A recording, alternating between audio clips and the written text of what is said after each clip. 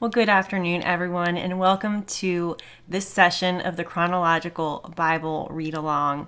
We are reading through the Bible chronologically. It's my New Year's resolution. I say that just about every time. Thank you for joining me in this journey. It's definitely going to take some time, but it's so worth it. For those of you who are new to this, if you jumped in the middle, this is I think it's something like 20 something in the session numbers. So you'll definitely want to go back, and you can see here, if it's actually this way. If you look, we start at Genesis 1, which is session 1, and then we go chronologically. So we jumped from Genesis over to Job, and then we're going to be going back to Genesis here after we finish up with Job. And we're going to be going through along the historical timeline, which is a really interesting way to read the Bible to gain new context of what was going on when. So there is that. And we are going to jump right in today to Job chapter 15. Eliphaz accuses Job of folly. Then Eliphaz the Temanite answered and said, "Should a wise man answer with empty knowledge and fill himself with the east wind? Should he reason with unprofitable talk, or by speeches with which he can do no good? Yes, you can cast off fear and restrain prayer before God, for your iniquity teaches your mouth, and you choose the tongue of the crafty. Your own mouth condemns you, and not I. Yes, your own lips testify against you. Are you the first man who was born, or were you made before the hills? Have you heard the counsel of God? Do you limit wisdom to yourself? What do you know that we do not know? What do you understand that is not in us? Both the gray-haired and the aged are among us, much older than your father. Are the consolations of God too small for you, and the word spoken gently with you? Why does your heart carry you away, and what do your eyes wink at? That you turn your spirit against God, and let such words go out of your mouth? What is man that he could be pure, and he who is born of a woman that could be righteous? That he could be righteous. If God puts no trust in his saints, and the heavens are not pure in his sight, how much less man who is abominable and filthy, who drinks iniquity like water? I will tell you, hear me. What I have seen I will declare.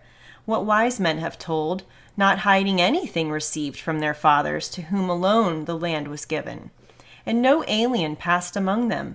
The wicked man writhes with pain all his days, and the number of years is hidden from the oppressor.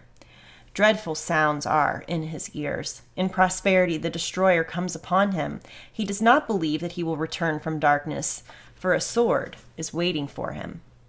He wanders about for bread, saying, "Where is it?" He knows that a day of darkness is already at hand. Trouble and anguish make him afraid. They overpower him like a king ready for battle, for he stretches out his hand against God and acts defiantly against the Almighty, running stubbornly against him with his strong, embossed shield. Though he has covered his face with his fatness and made his waist heavy with fat, he dwells in desolate cities, in houses which no one inhabits, which are destined to become ruins. He will not be rich, nor will his wealth continue, nor will his possessions overspread the earth. He will not depart from darkness. The flame will dry out his branches, and by the breath of his mouth he will go away. Let him not trust in futile things, deceiving himself, for futility will be his reward. It will be accomplished before his time, and his branch will not be green.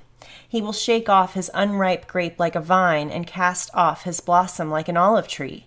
For the company of hypocrites will be barren, and fire will consume the tents of bribery.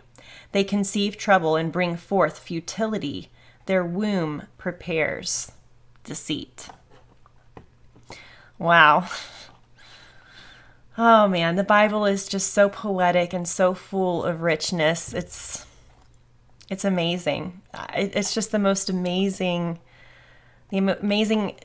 historical narrative ever. And that is why this has survived the test of time, these thousands of years, because this truly is an inspired book from God.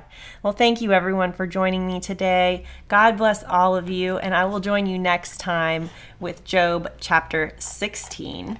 And while I am talking about the playlist here, the Chronological Bible Read Along, I also want to tell you I do have a new playlist called Rapture Chats.